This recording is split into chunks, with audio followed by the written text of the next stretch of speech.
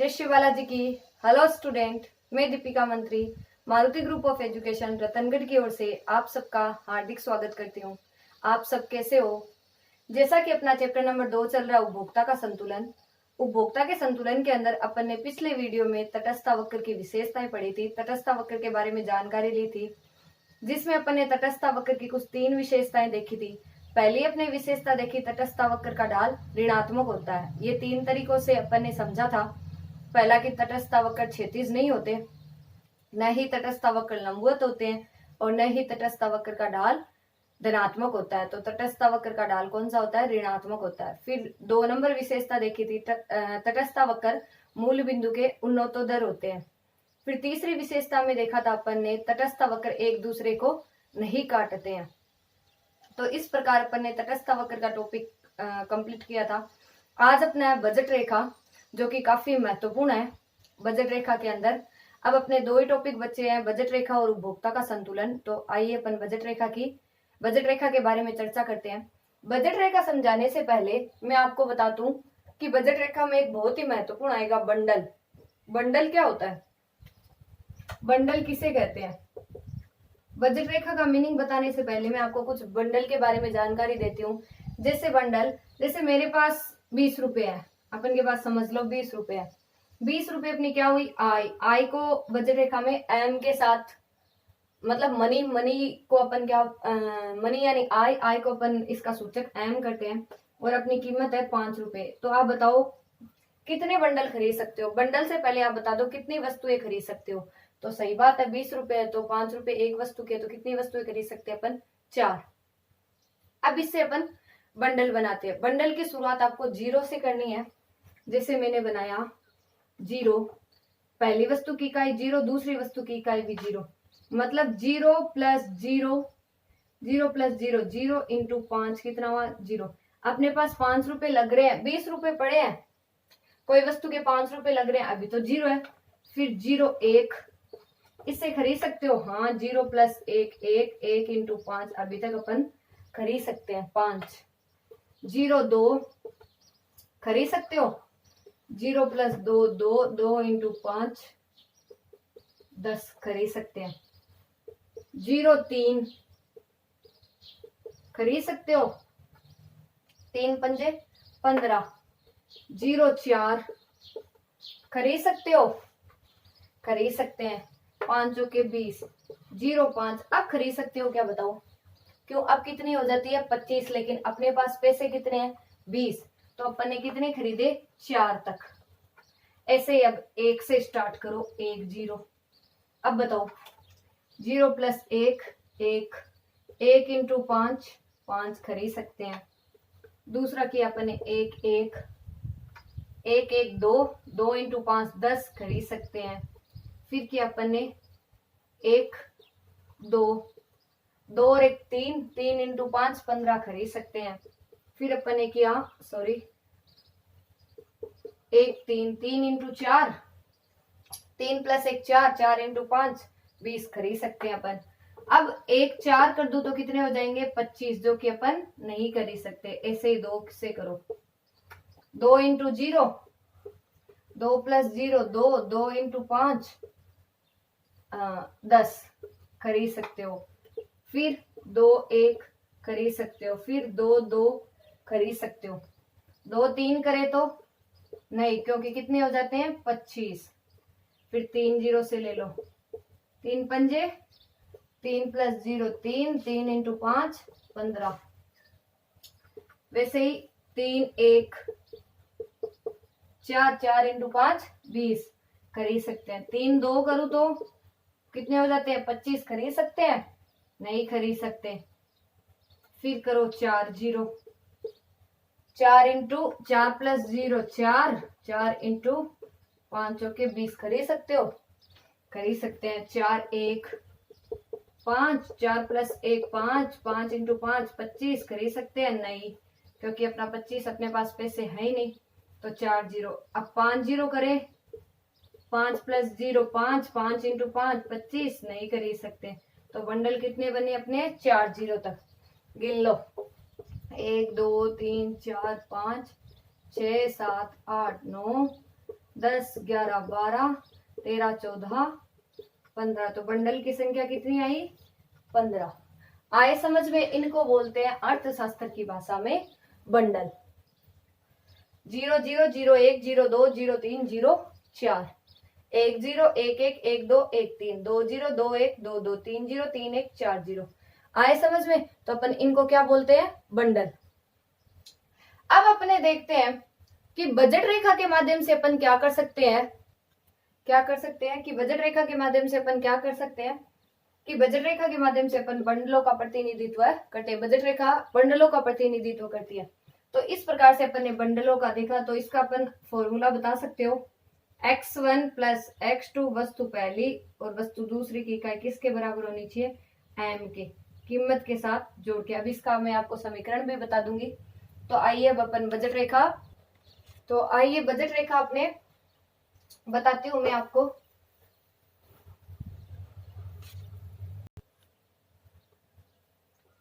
देखिए बजट रेखा, तो पहले मैं इसकी परिभाषा बताती हूँ। बजट रेखा उन सभी बंडलों का प्रतिनिधित्व करती है जिस पर उपभोक्ता की संपूर्ण आय खर्च हो जाती है। बजट रेखा उन सभी बंडलों का प्रतिनिधित्व करती है जिस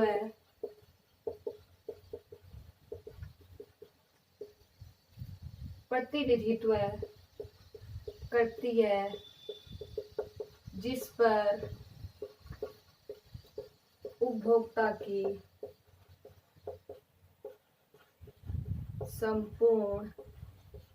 संपूर्ण आय खर्च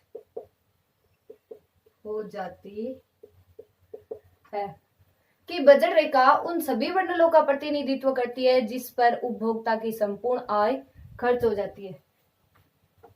जिन पर लिख लो, जिन पर उपभोक्ता की संपूर्ण आय खर्च हो जाती है। फिर आप बता सकते हो दूसरे शब्दों में वस्तुओं के ऐसे बंडल जो उपभोक्ता अपनी संपूर्ण आय से खरीदता है, तो उसको प्रदर्शित करने वाली रेखा बजट रेखा कहलाती है। एक परिभाषा और लिख लो, इसको अर्थ लिख के लिख लेना। दूसरे शब्दों में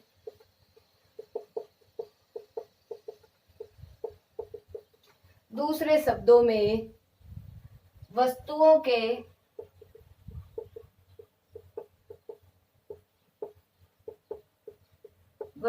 के ऐसे बंडल जो उपभोक्ता अपनी संपूर्ण आय से खरीदता है। दूसरे शब्दों में वस्तुओं के ऐसे बंडल जो उपभोक्ता अपनी संपूर्ण आय से खरीदता है, उन्हें प्रदर्शित करने वाली रेखा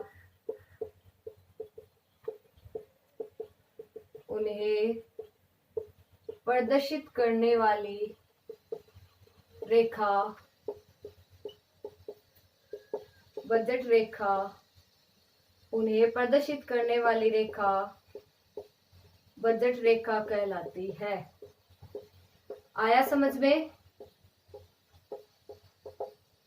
क्या बोला कि बजट रेखा उन सभी बंडलों का प्रतिनिधित्व करती है जिस पर उपभोक्ता की संपूर्ण आय खर्च हो जाती है। दूसरे शब्दों में वस्तुओं के ऐसे बंडल जो उपभोक्ता अपनी संपूर्ण आय से खरीदता है, उसको प्रदर्शित करने वाली, उन्हें प्रदर्शित करने वाली रेखा क्या कहलाती है? बजट रेखा कहलाती है। बहुत ही अच्छा टॉपिक है, काफी इंटरेस्टिंग है।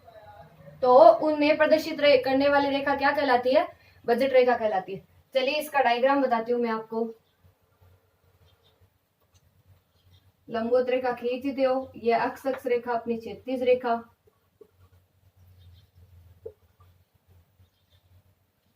ये अक्ष रेखा और ये अपनी लंबवत रेखा।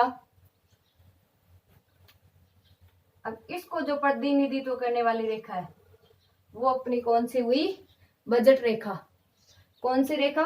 बजट रेखा। यहाँ पे लिख सकते हो आप वस्तु x, यहाँ पे लिख सकते हो वस्तु y, वस्तु x और वस्तु y।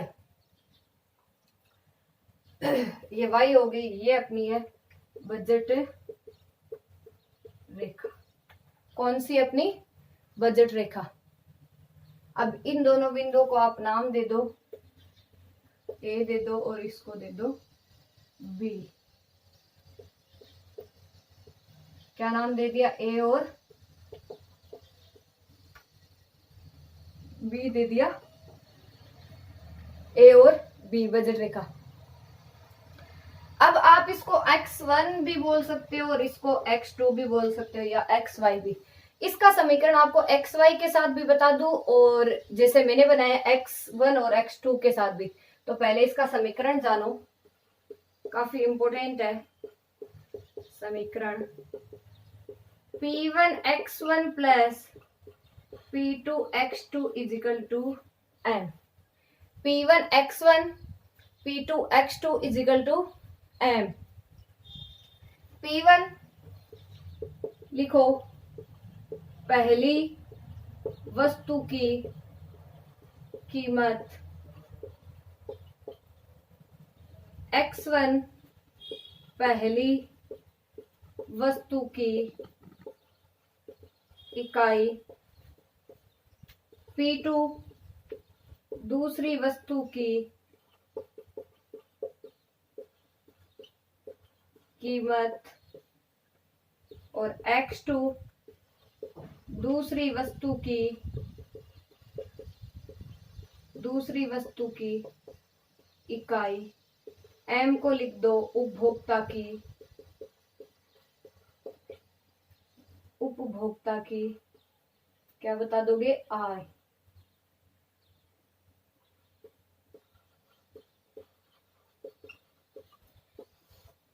उपभोक्ता की आय। P1 हो गई अपने पहले वस्तु की कीमत, P2 हो गई अपने दूसरे वस्तु की कीमत, x1 हो गई अपने पहले वस्तु की इकाई और x2 हो गई अपने दूसरी वस्तु की इकाई, m हो गई अपने उपभोक्ता की आय। और या फिर इस समीकरण को आप ऐसे भी बना सकते हो,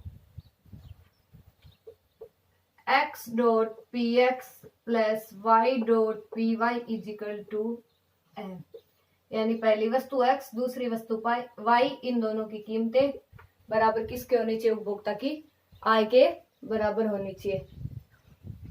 x पी एक्स हो गया, y पी वाई हो गया और किसके बराबर हो गया, m के। ये भी लेकिन ये काफी इजी तरीका है, आप इसको आराम से बता सकते हो कि P1 x1 plus P2 x2 बराबर m।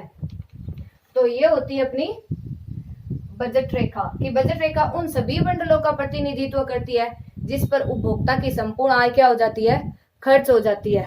या दूसरे शब्दों में वस्तुओं के ऐसे बंडल जो उपभोक्ता अपनी संपूर्ण आय से खरीदता है, उन्हें प्रदर्शित करने वाली रेखा क्या कहलाती है, बजट रेखा कहलाती है। फिर समीकरण देखा P1 x1 plus P2 x2 बराबर m।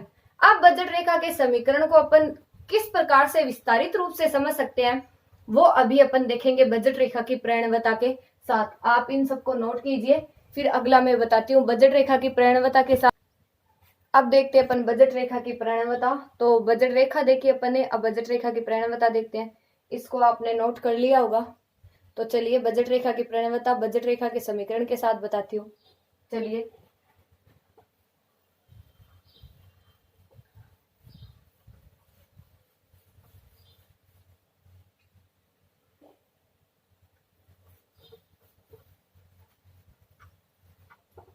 बजट रेखा की अपन क्या देखते हैं, प्रणवता। तो पहले आप हेडिंग डाल लीजिए, बजट रेखा का समीकरण।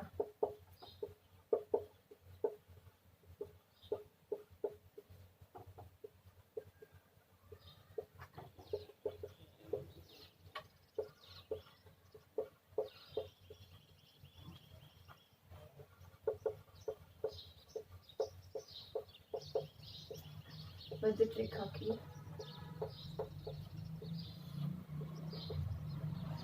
इसको मैं आपको पहले थ्योरेटिकल रूप में कि बजट रेखा की प्रणवता, कि बजट रेखा की प्रणवता बजट रेखा पर वस्तु की प्रति इकाई परिवर्तन की दिशा में वस्तु दो में हुए परिवर्तन की मात्रा का क्या करती है, मापन करती है। पहले ये थोड़ा सा समझा के फिर समीकरण बताऊंगी कि बजट रेखा की प्रणवता बजट रेखा पर वस्तु की प्रति इकाई परिवर्तन की दशा में वस्तु दो में हुए परिवर्तन की मात्रा का मापन करती है। बजट रेखा की प्रणवता कैसे उत्पन्न होती है, इसका मापन करने के लिए हम बजट रेखा पर दो अलग अलग बिंदु लेंगे, जो कि मैं समीकरण में आपको बताऊंगी, और ये दोनों बिंदु बजट रेखा के ऊपर स्थित होंगे, और अतः इन दोनों बिंदुओं को अपन समीकरण के रूप में भी लिखेंगे। इसको आप नोट कर लेना कि बजट रेखा की प्रणवता बजट रेखा की प्रणवता बजट रेखा पर वस्तु की प्रति इकाई परिवर्तन की दिशा में वस्तु दो में हुए परिवर्तन की मात्रा का मापन करती है। बजट रेखा की प्रणवता कैसे उत्पन्न होती है, इसका मापन करने के लिए हम बजट रेखा पर दो अलग अलग बिंदु लेंगे, और ये दोनों बिंदु बजट रेखा के ऊपर स्थित होंगे, और अतः इन दोनों बिंदुओं को इस समीकरण के रूप में लिखेंगे। तो अब देखते हैं अपन बजट रेखा का, लिख लेना आप गणितीय समीकरण। कौन सा समीकरण, गणितीय समीकरण। मैं समझा रही हूं, आप आराम से समझना। पहले वही डायग्राम बना लो, वही अपनी क्षैतिज रेखा और लंबवत रेखा यानी एक्स एक्स रेखा और वाई एक्स रेखा लिख लिया। ये वस्तु नंबर अपनी x, या बोल सकते हो x1, ये अपनी वस्तु नंबर y, या बोल सकते हो x2 या y बता सकते हो। अब इसके ऊपर अपन एक दो अलग अलग बिंदु लेंगे, जैसा लंबवत रेखा का ले लिया, और जैसे दो बिंदु लिए अपन ने लंबवत रेखा पर और क्षैतिज रेखा पर। जो क्षैतिज रेखा वाला अतिरिक्त लिया वो डेल्टा x1, और ये हो गया डेल्टा x2। डेल्टा क्यों लिया, क्योंकि अपने इकाई वही है, लेकिन अपने को क्या करनी है, परिवर्तन करके दिखानी है। समझ गए। और ये अपने y होगी, और इस बजट रेखा का अपने समीकरण था P1 x1 plus P2 x2 is equal to m, कि P1 x1 plus P2 x2 बराबर m। ये वस्तु x और ये वस्तु y होगी। इसका समीकरण, अब इसका समीकरण अपन बनाएंगे। इस जो अपन ने जो अतिरिक्त बिंदु लिए हैं, जो एक्स्ट्रा बिंदु लिए हैं, उसका समीकरण अपन क्या करेंगे, अपन खुद बनाएंगे। चलिए शुरुआत करते हैं।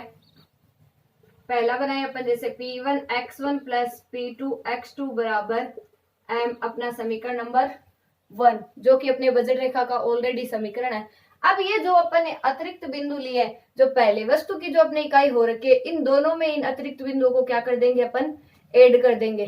कैसे, देखिए कीमत तो अपनी वही है, P1 x1 plus delta x1 आया समझ में। कीमत वही है P2 x2 plus delta x2 is equal to m, समीकरण नंबर 2 आया क्या समझ में, कि P1 x1 plus delta x1 P2 x2 plus delta x2 बराबर m। ये अपन ने समीकरण नंबर 2 बनाया। अब इसको हल करना है। जो ब्रैकेट के बाहर जो दी हुई रहती है, उसको ब्रैकेट से उसे अपन क्या करेंगे, मल्टीप्लाई करेंगे। देखिए P1 x1 plus P1 delta x1 plus P2 x2 plus P2 delta x2 बराबर m। ये अपना ऑलरेडी समीकरण नंबर 2 ही चल रहा है। इसको सिर्फ अपन ने मल्टीप्लाई करके देखा है कि P1 x1 plus P1 delta x1 plus P2 x2 plus P2 delta x2 बराबर m। अब समीकरण नंबर 2 में से समीकरण 1 को घटाने पर, समीकरण 2 में से समीकरण 1 को घटाने पर लिखो 2, P1 x1 plus P1 delta x1 plus P2 x2 plus P2 delta x2 बराबर m। घटाना कौन सा, पहला समीकरण P1 x1, जो जहां पे एक जैसे पद है वहां पे लिख दो, प्लस P2 x2 बराबर P1 x1 plus P2 x2 बराबर m। चलिए कीजिए माइनस, घटाते हैं तो अपन माइनस करते हैं, ये प्लस ये माइनस कैंसिल, ये प्लस ये माइनस कैंसिल, ये प्लस और ये माइनस कैंसिल, बच गया क्या, P1 delta x1 plus P2 delta x2 बराबर 0। क्या बचा, P1 delta x1 plus P2 delta x2 बराबर क्या बचा, 0। अब देखो, एक आपको ये चीज याद रखनी है कि बजट रेखा की प्रणवता है जो वस्तु 2 की परिवर्तन की दिशा में क्या करती है, वस्तु की प्रति इकाई परिवर्तन की दिशा में वस्तु 2 में हुए परिवर्तन का क्या करती है, मापन करती है। तो इसका आप बता सकते हो डेल्टा x2 बराबर डेल्टा x1 माइनस P1 बट्टा P2। इस चीज को अपने को सिद्ध करना है। अब बस यहाँ पे थोड़ी सी चीज आपको याद रखने वाली है कि अपने को वस्तु 2 की कीमत को एक साइड रखना है और वस्तु 1 की कीमत को उधर भेज रहा है, ताकि अपन बजट रेखा की प्रणवता को निकाल सके। कैसे, देखिए P2 डेल्टा x2 ये उधर गई तो इधर प्लस की है, तो क्या हो जाएगी, माइनस की। अब दोनों चरों को, दोनों पदों को एक साथ में लिख लो कि कोई भी पद किसी के गुणा में होता है, मल्टीप्लाई में होता है, तो सामने वाले के किस में चला जाता है, डिवाइड में चला जाता है, भाग में चला जाता है। तो डेल्टा x2 बट्टा डेल्टा x1 और ये उसके चला जाएगा माइनस का P1 अपॉन P2। बताओ क्या सिद्ध हुआ, क्या कि delta x2 upon delta x1 is equal to minus P1 बट्टा P2। तो वस्तु 2 की परिवर्तन की दिशा मतलब वस्तु 1 की कीमत में, वस्तु 1 की इकाई वस्तु 2 की कीमत में।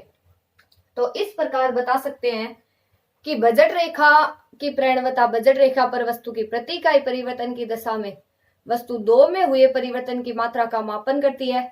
और बजट रेखा की प्रणवता कैसे उत्पन्न होती है, इसका मापन करने के लिए अपन ने बजट रेखा पर 2 बिंदु लिए, डेल्टा x1 और डेल्टा x2, और ये दोनों बिंदु बजट रेखा के ऊपर स्थित किए और इन दोनों बिंदुओं को अपन ने समीकरण में लिख दिया।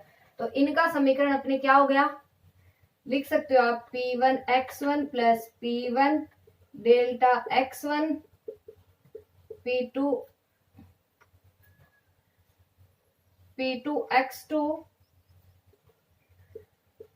x2 plus P2 delta x2 बराबर m। इसका समीकरण तो ये हुआ, इसका समीकरण ये हुआ। तो ये अपने बजट रेखा का गणितीय समीकरण।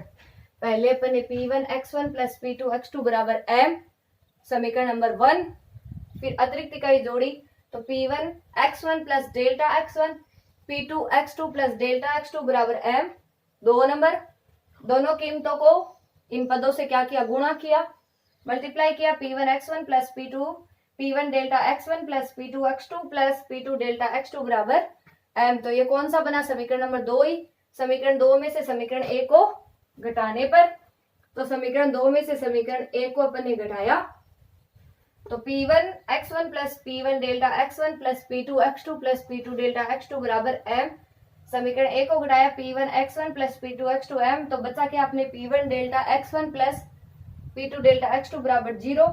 दूसरी कीमत को अपने इधर रखना और पहली कीमत को उधर भेजना है। तो P2 डेल्टा x2 बराबर P1 उधर गया तो माइनस का P1 डेल्टा x1, तो डेल्टा x2 बटा डेल्टा x1 माइनस का P1 बटा P2। तो ये अपने बजट रेखा की प्रणवता क्या हो गई, सिद्ध हो गई।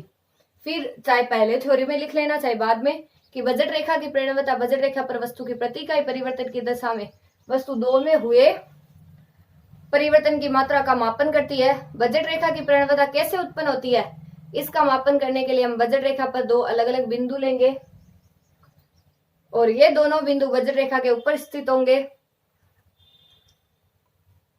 और अतः इन दोनों बिंदुओं को समीकरण के रूप में भी लिखेंगे। ये भी आप नोट कर लेना कि बजट रेखा की प्रणवता बजट रेखा पर वस्तु की प्रति इकाई परिवर्तन की दिशा में वस्तु 2 में हुए परिवर्तन की मात्रा का मापन करती है। बजट रेखा की प्रणवता कैसे उत्पन्न होते हैं, इसका मापन करने के लिए हम बजट रेखा पर 2 अलग अलग बिंदु लेंगे और ये दोनों बिंदु बजट रेखा के ऊपर स्थित होंगे, अतः इन दोनों बिंदुओं को समीकरण के रूप में लिखेंगे। तो ये समीकरण आपको करना है, कॉपी में बार बार करना है, एग्जाम में आने लायक है। काफी इंपॉर्टेंट है। तो आज का अपना टॉपिक रहा बजट रेखा। नेक्स्ट वीडियो में अपन करेंगे उपभोक्ता का संतुलन। उपभोक्ता के संतुलन को फिर देखते हुए अपन उपभोक्ता के संतुलन का चित्र द्वारा स्पष्टीकरण भी करेंगे और इसके द्वारा अपना चैप्टर भी क्या हो जाएगा, खत्म हो जाएगा। चैप्टर भी समाप्ति के बिंदु पर अपन प्रवेश कर लेंगे। तो एक ही वीडियो बचा है जो सेकंड चैप्टर का रहेगा, फिर अपन थर्ड वाले चैप्टर में प्रवेश करेंगे। तो आप इसको नोट कीजिए बजट रेखा के समीकरण को। फिर मैं क्वेश्चन बताती हूँ। क्वेश्चन आज इसी के ऊपर निर्भर रहेंगे जो आपको करने हैं, अपनी कॉपी में, नोट्स वाली कॉपी में नोट करना है। तो अपन नेक्स्ट वीडियो में मिलेंगे उपभोक्ता के संतुलन में। चलिए कीजिए नोट।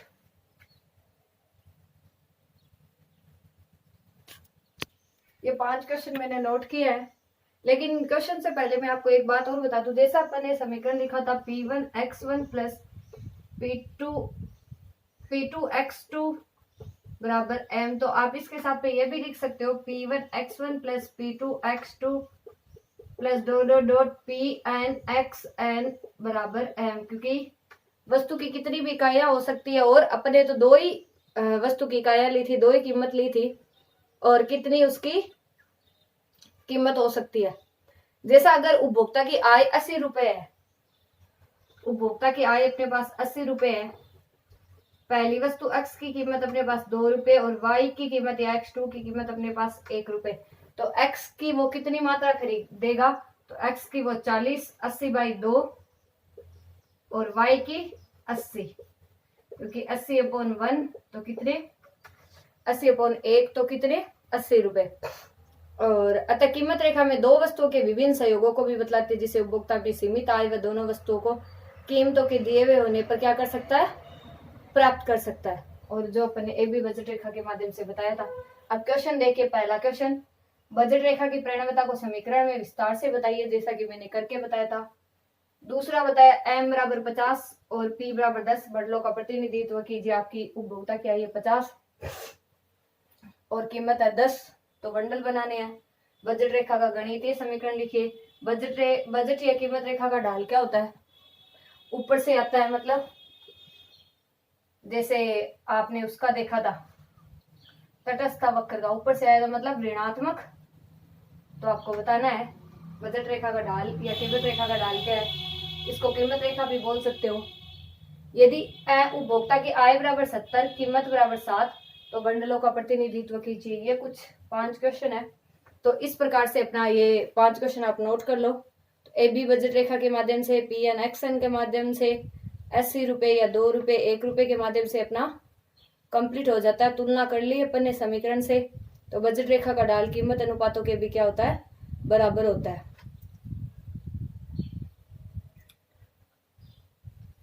कीमत अनुपातों के भी क्या होता है, तो बराबर होता है। तो आपने नोट कर लिया होगा। चलिए अपन नेक्स्ट वीडियो में मिलते हैं। नेक्स्ट वीडियो का अपना टॉपिक रहेगा उपभोक्ता का संतुलन और उपभोक्ता के संतुलन का चित्र द्वारा स्पष्टीकरण। उपभोक्ता के संतुलन का क्या रहेगा, चित्र द्वारा स्पष्टीकरण पढ़ेंगे अपन नेक्स्ट वीडियो के दौरान। इसी के दौरान अपना चैप्टर भी क्या हो जाएगा, कंप्लीट हो जाएगा। तो अपने चैप्टर नंबर 2 का एक ही वीडियो बचा है, उपभोक्ता का संतुलन, उपभोक्ता के संतुलन का चित्र द्वारा स्पष्टीकरण। तो ये आप अपने नोट्स वाली कॉपी में जरूर नोट कीजिएगा। ओके, चलिए स्टूडेंट्स, जय श्री बालाजी की, ध्यान रखिएगा। धन्यवाद आप सभी का बहुत बहुत, thank you so much. Okay.